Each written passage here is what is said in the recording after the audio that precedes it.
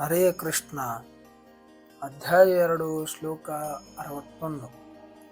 ಈ ಶ್ಲೋಕದಲ್ಲಿ ಆ ಇಂದ್ರಿಯಗಳನ್ನು ಎಲ್ಲ ನಿಯಂತ್ರಣದಲ್ಲಿ ಇರಿಸಿ ತೊಡಗಿ ಇರಬೇಕು. ನನ್ನೊಡನಿರುವ ಸಂಬಂಧದಲ್ಲಿ ಸಂಪೂರ್ಣ ಅಧೀನತ್ವದಲ್ಲಿ ಖಂಡಿತವಾಗಿಯೂ ಯಾರ ಇಂದ್ರಿಯಗಳು ಅವನ ಪ್ರಜ್ಞೆಯು ಸ್ಥಿರವಾಗಿರುವುದು. ಅನುವಾದ ನೋಡೋಣ ಬನ್ನಿ.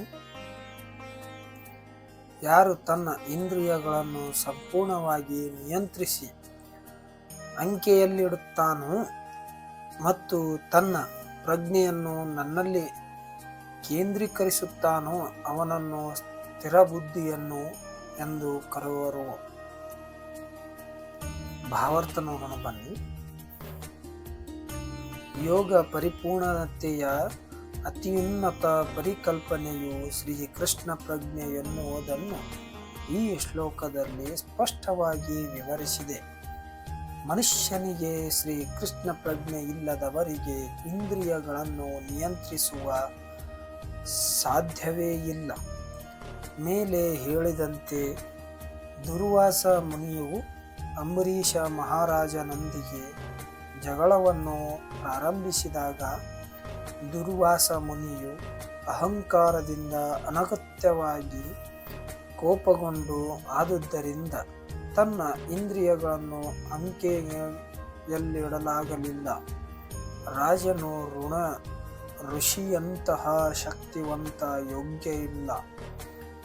ಆದರೂ ಭಗವಂತನ ಭಕ್ತನಾದ್ದರಿಂದ ಋಷಿಯು ಮಾಡಿದ ಅನ್ಯಾಯವನ್ನೆಲ್ಲ ಮೌನವಾಗಿ ಸಹಿಸಿಕೊಂಡ ಮತ್ತು ಇದರಿಂದ ಜಯಶಾಲಿಯಾದ. ಶ್ರೀಮದ್ ಭಗವದ್ಗೀತಾದಲ್ಲಿ ಹೇಳುವಂತೆ ಈ ಕೆಳಗಿನ ಅರ್ಹತೆಗಳನ್ನು ರಾಜ ತನ್ನ ಇಂದ್ರಿಯಗಳನ್ನು ನಿಯಂತ್ರಿಸಲು ಸಾಧ್ಯವಾಯಿತು. ಅಂಬರೀಷ ಮಹಾರಾಜರು ತನ್ನ ಮನಸ್ಸನ್ನು ಶ್ರೀಕೃಷ್ಣನ ಪದಕಮಲದಲ್ಲಿ ನಿಲ್ಲಿಸಿದನು. ಭಗವಂತನ ನಿವಾಸವನ್ನು ವರ್ಣಿಸುವುದಕ್ಕೆ ಮಾತುಗಳನ್ನು ಬಳಸಿಕೊಂಡನು. ಕೈಗಳನ್ನು ಭಗವಂತನ ದೇವಸ್ಥಾನವನ್ನು ಸ್ವಚ್ಛಗೊಳಿಸಲು ಬಯಸಿದನು. ಕಿವಿಗಳನ್ನು ಭಗವಂತನ ಲೀಲೆಗಳನ್ನು ಕೇಳಲು ಬಳಸಿದನು. ಕಣ್ಣುಗಳನ್ನು ಭಗವಂತನ ರೂಪವನ್ನು ನೋಡಲು ಬಳಸಿದನು.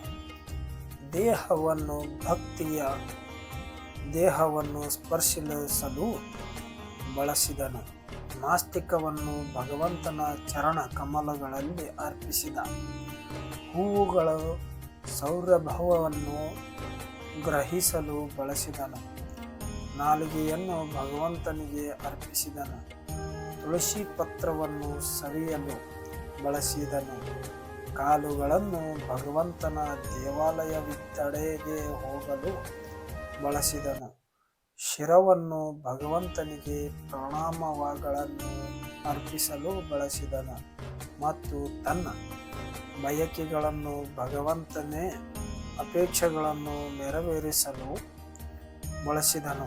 ಈ ಎಲ್ಲ ಅರ್ಹತೆಗಳನ್ನು ಅವನನ್ನು ಭಗವಂತನ ಮತ್ಪರ ಭಗವಂತನ ಭಕ್ತನಾಗಲು ಯೋಗ್ಯನಾಗಿ ಮಾಡಿದವು. ಈ ಸಂದರ್ಭದಲ್ಲಿ ಶಬ್ದವು ಮುಖ್ಯವಾದದ್ದು. ಮನುಷ್ಯನು ಮತ್ಪರ ಹೇಗೆ ಆಗಬಹುದು ಎನ್ನುವುದನ್ನು ಅಂಬರೀಷ ಮಹಾರಾಜನ ಬದುಕಿನಲ್ಲಿ ಕಾಣಬಹುದು. ವಿದ್ವಾಂಸರು ಮತ್ಪರು ಪರಂಪರೆಯಲ್ಲಿ ಆಚಾರ್ಯರು ಆದ ಶ್ರೀ ಶೈಲ ಬಲದೇವ ವಿದ್ಯಾಭೂಷಣರು ಹೀಗೆನ್ನುತ್ತಾರೆ. ಕೃಷ್ಣನಿಗೆ ಸಲ್ಲಿಸುವ ಭಕ್ತಿಪೂರ್ವಕ ಸೇವೆಯನ್ನು ಶಕ್ತಿಯಿಂದ ಮಾತ್ರವೇ ಇಂದ್ರಿಯಗಳನ್ನು ಸಂಪೂರ್ಣವಾಗಿ ಹತೋಟಿಯಲ್ಲಿಡಬಹುದು. ಕೆಲವೊಮ್ಮೆ ಅಗ್ನಿ ಉದಾಹರಣೆಯನ್ನು ಕೊಡುವುದುಂಟು. ಪ್ರಜ್ವಲಿಸುವ ಅಗ್ನಿಯನ್ನು ಕೊಠಡಿಯಲ್ಲಿರುವ ಎಲ್ಲ ವಸ್ತುವನ್ನು ಸುಡುವಂತೆಯೇ ಯೋಗಿಯು ಹೃದಯದಲ್ಲಿ ನೆಲೆಸಿರುವ ಶ್ರೀ ವಿಷ್ಣುವು ಎಲ್ಲ ಬಗೆಯ ಕಲ್ಮಶಗಳನ್ನು ಸುಟ್ಟು ಹಾಕುತ್ತಾನೆ. ಯೋಗ ಸೂತ್ರವು ಸಹ ವಿಷ್ಣುವನ್ನು ಕುರಿತು ಧ್ಯಾನವನ್ನು ವಿಧಿಸುತ್ತದೆ.